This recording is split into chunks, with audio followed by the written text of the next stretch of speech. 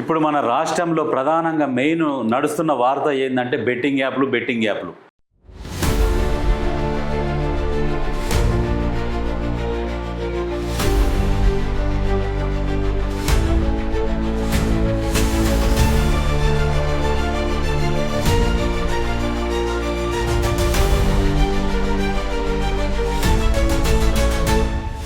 దీన్ని అంతమొందించేంత వరకు పోరాడాలని చెప్పేసి ఒక స్టాండ్ తీసుకున్నాడు.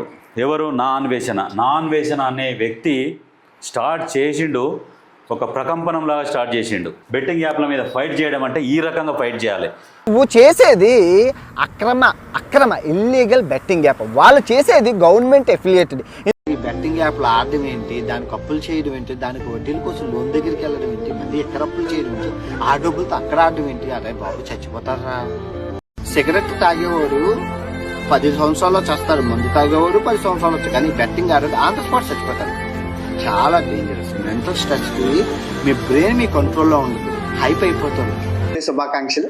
హోలీ రంగు డ్రెస్ వేసుకున్నాను. హైదరాబాద్ లో భయ్యా సన్నీ యాదవ్ తర్వాత అతిపెద్ద త్రిమింగలు ఈ ఇమ్రాన్ అండి, పరేషాన్ బాయ్స్ అని చెప్పి దగ్గర 20 కోట్ల రూపాయలు బెట్టింగ్ యాప్లు ప్రమోషన్ చేసి సంపాదించారు. 6 స్పోర్ట్స్ బైకులు, 4 కార్లు, 3 హోటల్స్ ఉన్నాయన్నమాట. అతిపెద్ద స్కామర్ ఈ అబ్బాయి.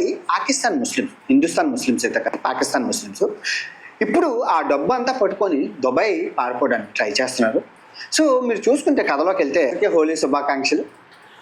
ఇప్పుడు బెట్టింగ్ యాప్ల మీద ఏ రకంగా ఫైట్ చేస్తున్నాడంటే మన మాజీ సిపి, ఇప్పుడు ఆర్టీసీ ఎండి సజ్జనార్ గారితో కూడా వీడియో కాల్లో మాట్లాడినప్పుడు పబ్లిక్ని అవేర్నెస్ చేయాలి, బెట్టింగ్లు ఆడొద్దు అన్న దాని మీద నిజంగా సజ్జనార్ సార్కు హ్యాట్స్ ఆఫ్. ఇట్లాంటి అధికారులు ప్రజల గుండెలలో ఎప్పటికీ చిరస్థాయిగానే ఉంటారు. వాళ్ళు రిటైర్మెంట్ అయిపోయినాక కూడా సరే పలానా ఆఫీసర్ ఉండే, ఈ రకంగా ప్రజలకు సేవ చేస్తుండే అని చెప్పేసి ఎప్పటికీ గుర్తుండిపోయే ఆఫీసర్ నిజంగా వాస్తవానికి. ఇప్పుడు చెప్పిండు కదా ఎవరు, ఇమ్రాన్ గురించి. ఇమ్రాన్ ఉన్నాడు, ఇంకొక భయ్యా సన్నీ యాదవ్ కావచ్చు, మేజర్గా హర్ష సాయి ఉన్నాడు, ఇంకొకడు మహేష్, అక్షయ్, ఇంకా చాలామంది ఉన్నారు బెట్టింగ్ యాప్ ప్రమోషన్ చేసిన వాళ్ళు. వీళ్ళందరూ ఇప్పుడు ఏం చేస్తున్నారంటే భయపడి వీడియోలు డిలీట్ చేసుకుంటున్నారు. వాళ్ళు ప్రమోషన్ చేసిన వీడియోలు ఏవైతే ఉంటాయో భయపడి, ఇప్పుడు సజ్జనార్ గారు ఎప్పుడైతే చెప్పిండో అప్పటి నుంచి భయపడి ఒక్కొక్కరు ఫోన్లు స్విచ్ ఆఫ్ చేసుకొని వెళ్ళిపోవడము, వీడియోలు డిలీట్ చేసుకొని నాకేదో నేను అప్పట్లో పాతయి చేసిన, నేను ఇప్పుడు చేయలేదు, నా దగ్గర వీడియోలు లేవు అని చెప్పేసి బొంకుతున్నారు. ఈ బొంకెటోళ్ళకు అందరికీ ఏంటంటే చాలామంది వీడియోలు డౌన్లోడ్ చేసుకొని పెట్టుకున్నారు మీరు ప్రమోషన్ చేసినాయి. ఆ వీడియోలన్నీ కలెక్ట్ చేస్తున్నారు. ఇప్పుడు అంతా పోలీస్ డిపార్ట్మెంట్ మొత్తం ఏం చేస్తుందంటే అదే పనిలో ఉన్నది. అందరి లిస్టు తీసుకున్నది, డేటా మొత్తం తీసుకున్నది. ఒక 74 మందిది లిస్టు తీసుకున్నది. వాళ్ళందరూ ఖచ్చితంగా రేపో మాపో అరెస్ట్ అవుతారు. ఎందుకంటే వాళ్ళది హిస్టరీ మొత్తం తీస్తున్నారు. వీళ్ళు ఎక్కడ ఉంటున్నారు, ఎక్కడి నుంచి ప్రమోషన్ చేసినారు, వీళ్ళ వివరాలు ఏంది, అడ్రస్లు అన్నీ తీసుకుంటున్నారు. ఏకకాలంలో వీళ్ళందరిని అరెస్ట్ చేస్తారు, ఖచ్చితంగా లోపలేస్తారు. ఇట్లాంటి వాళ్ళ మీద అసలు బెయిల్ కూడా నాన్ బెయిలబుల్ కేసులు బుక్ చేయాలి. అవును, నాన్ బెయిలబుల్ కేసులు బుక్ చేసి లోపలేస్తే గేమింగ్ యాక్ట్లో ఉంటుంది. నాన్ బెయిలబుల్ కేసులు వేసి బయటికి రాకుండా చేయాలి వీళ్ళని. మొత్తాన్ని బయటికి రానియొద్దు కొన్ని రోజుల దాకా. ఎట్లా అంటే పనిగా ఇట్టి చాకిరి చేపియాలి వీళ్ళని.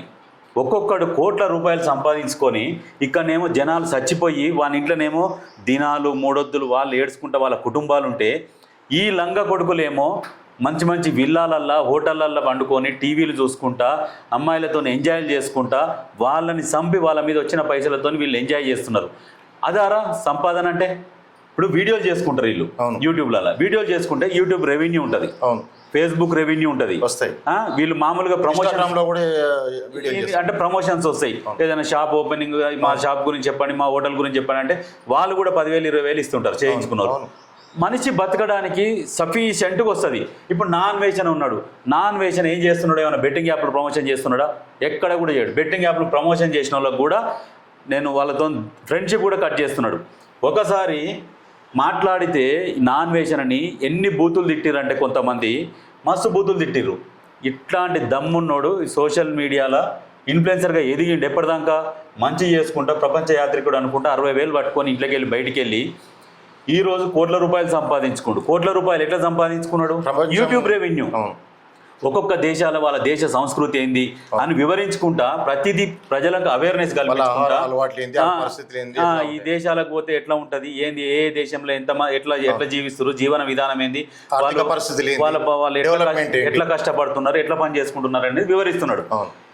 మన దగ్గర ఉన్న ఈ లంగలు ఏం చేస్తారంటే ఇంతమంది ఫాలోవర్స్ పెరిగిన నాన్ వేషన్ బెట్టింగ్ యాప్ ప్రమోషన్ చేస్తే ఎన్ని పైసలు ఇస్తుంటారు? కోట్ల రూపాయలు ఇస్తారా?